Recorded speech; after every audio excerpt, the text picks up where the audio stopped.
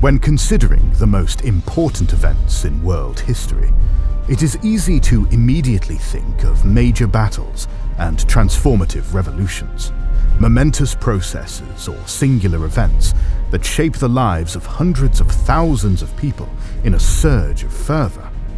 However, these dramatic events are often merely the culmination of ideas, theories, and narratives put into place decades or centuries beforehand.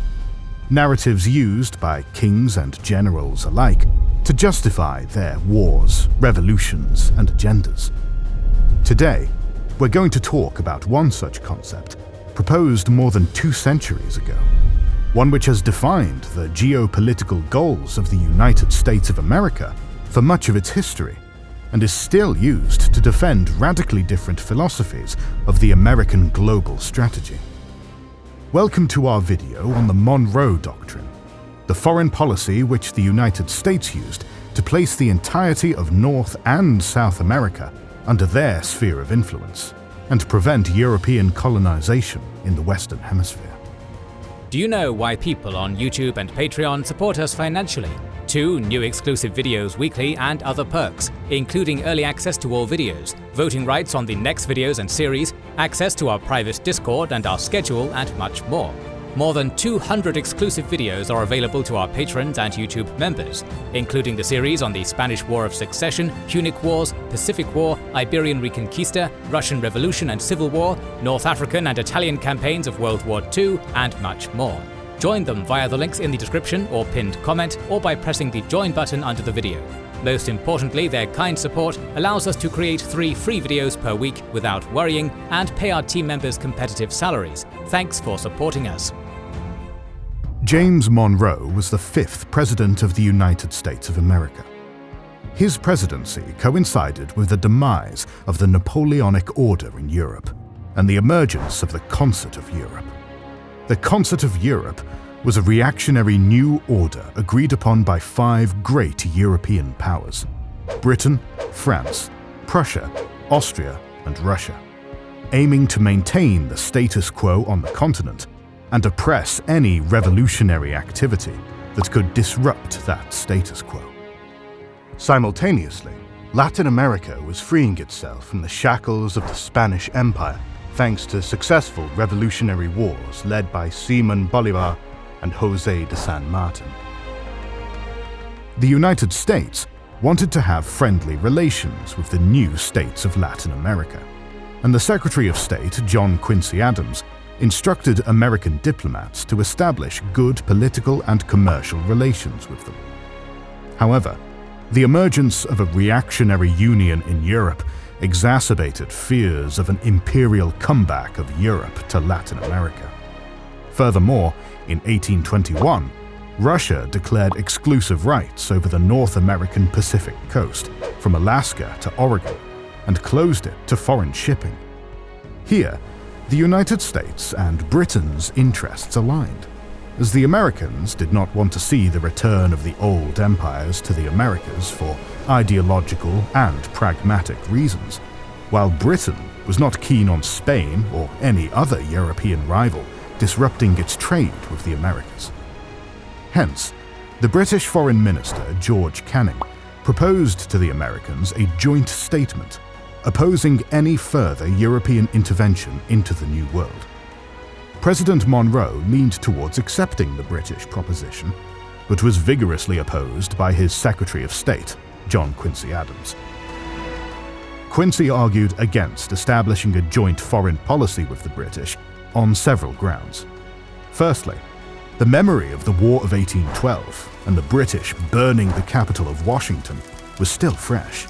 Second, Adams argued that acting in conjunction with the British would undermine American influence in its continental sphere, and that the United States should act on its own to bolster its claim of a regional power. Thus, the Americans decided to act unilaterally, and on December 2, 1823, President Monroe made a speech in Congress, which would later be known as the Monroe Doctrine.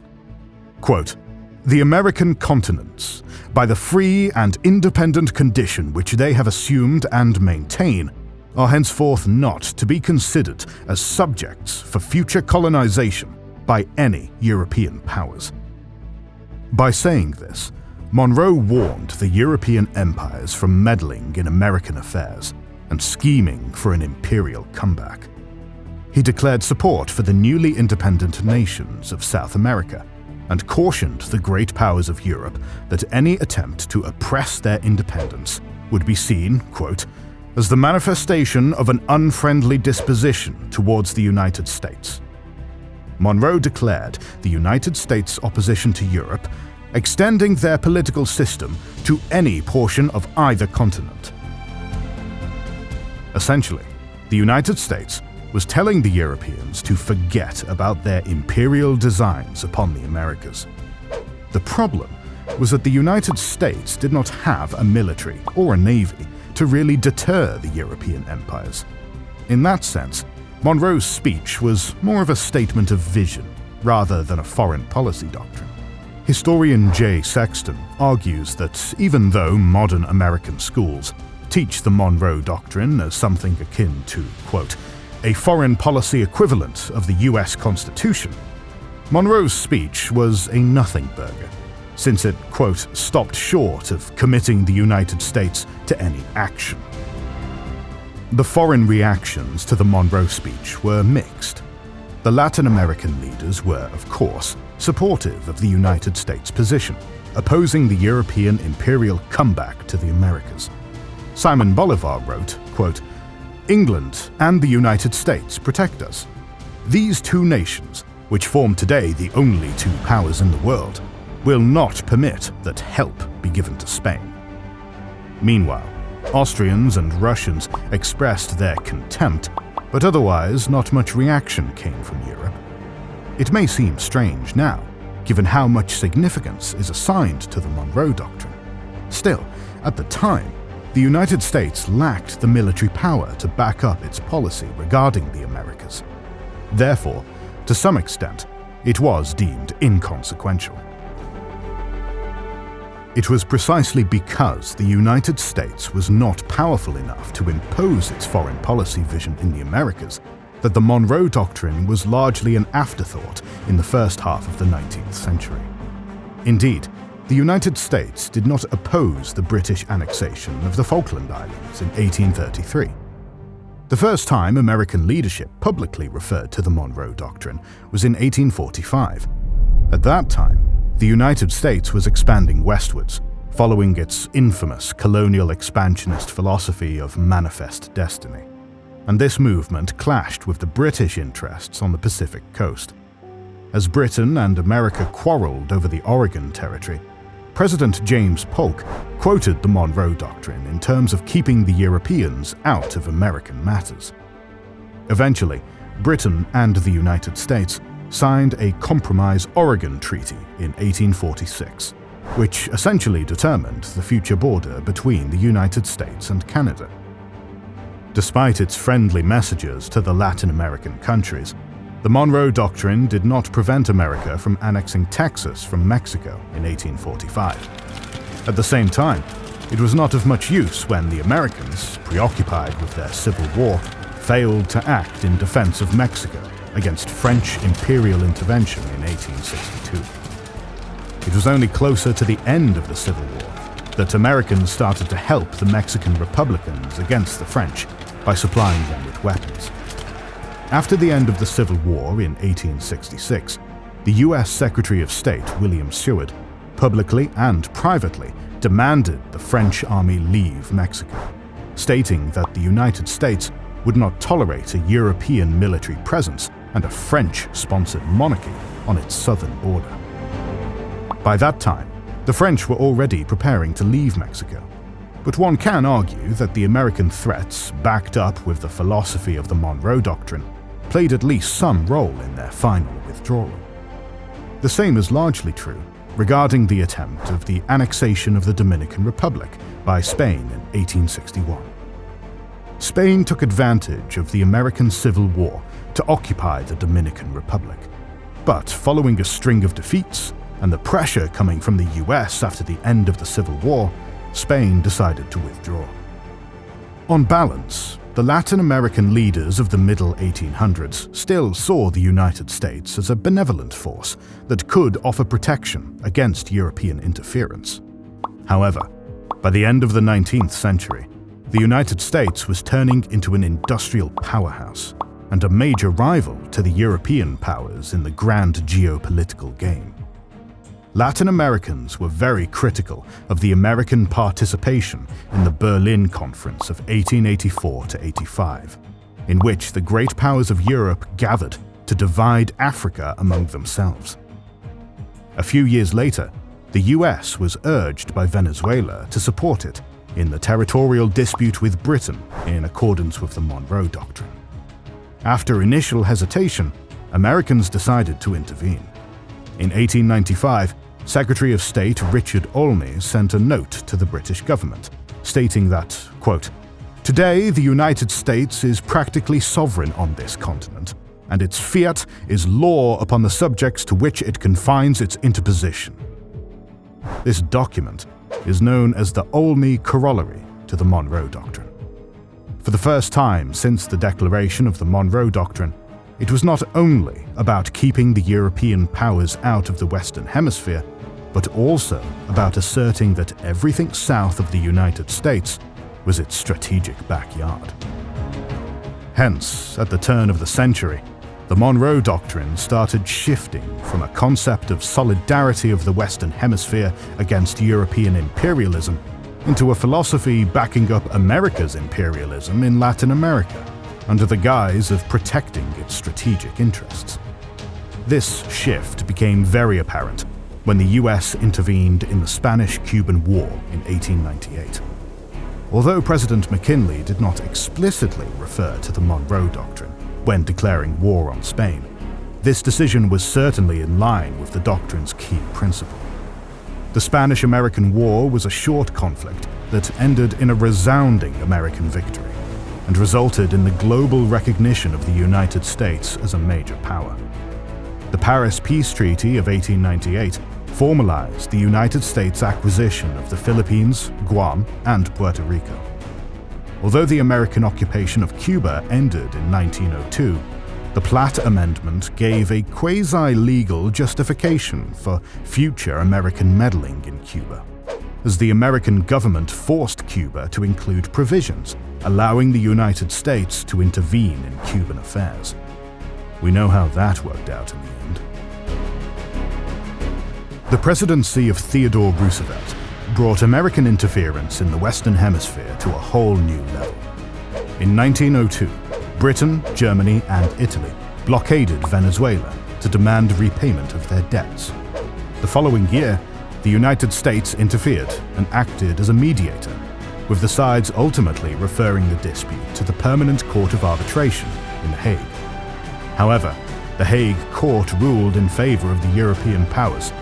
Thus, fearing the expansion of European influence in Latin America, Theodore Roosevelt announced another corollary to the Monroe Doctrine. Quote, "All that this country desires is to see the neighboring countries stable, orderly, and prosperous. Any country whose people conduct themselves well can count on our hearty friendship.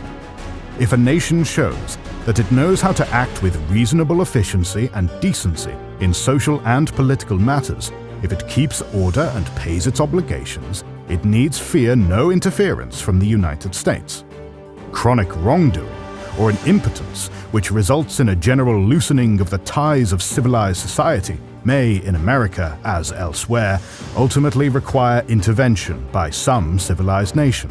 And in the Western Hemisphere, the adherence of the United States to the Monroe Doctrine may force the United States, however reluctantly, in flagrant cases of such wrongdoing or impotence, to the exercise of an international police power."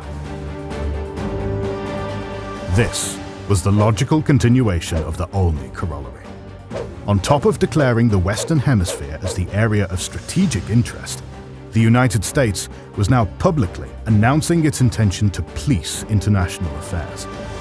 The Monroe Doctrine was now being interpreted as a concept to support the United States' growing ambitions. Over the next decade, American interventionism in Latin America became worse, with the American army being deployed in the Dominican Republic, Cuba, Nicaragua, Mexico, Haiti, and Honduras. Consequently, Woodrow Wilson's proposition of creating a collective security system in the Americas to Latin American states based on the Monroe Doctrine was doomed to failure. In 1916, Wilson sent the Pershing Punitive Expedition into Mexico, causing the initiative to fall apart. After all, how could he have expected countries that he sent his armies into to take his offer of collective security seriously? Instead, Mexican President Venustiano Carranza proposed his own foreign policy principle in 1918. In response to the American interventions, the Carranza Doctrine emphasized national sovereignty and non-intervention. The United States was now acting in a very similar manner to the European empires it claimed to oppose, while invoking the Monroe Doctrine as a justification, betraying the original meaning of the Monroe Doctrine as an anti-imperialist proclamation. As a result, relations with Latin American countries and America's reputation in the Western Hemisphere had been considerably damaged, the legacy of which is felt to this day. Franklin Roosevelt tried to undo the damage inflicted on friendly relations with Latin America with his good neighbor policy. Per his direction, the American army withdrew from Nicaragua in 1933 and Haiti in 1934. In that same year, the Platt Amendment, enabling the United States to intervene in Cuba, was repealed. To improve relations with Latin America and counter German and Italian propaganda in World War II, the United States launched the Office for Inter-American Affairs in 1940. However, the Cold War reversed the United States' foreign policy in Latin America back to interventionism.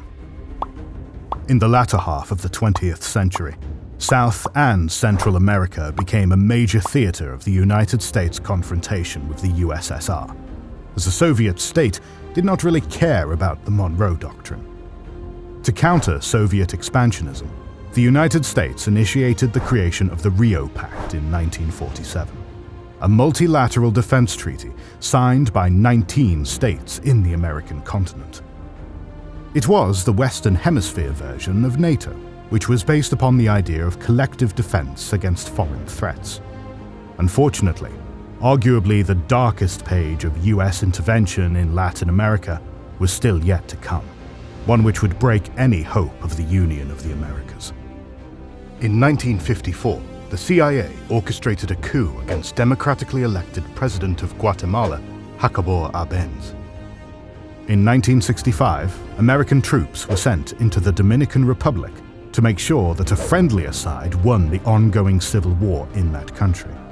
In 1973, General Augusto Pinochet toppled another democratically elected president, Salvador Allende, in a CIA-sponsored coup in Chile.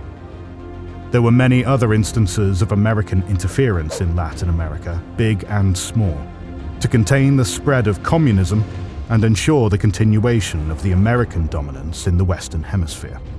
But, of course, America's history with Cuba is in a league of its own. We've already mentioned how the US started meddling in Cuba right from the time that the island nation gained its independence.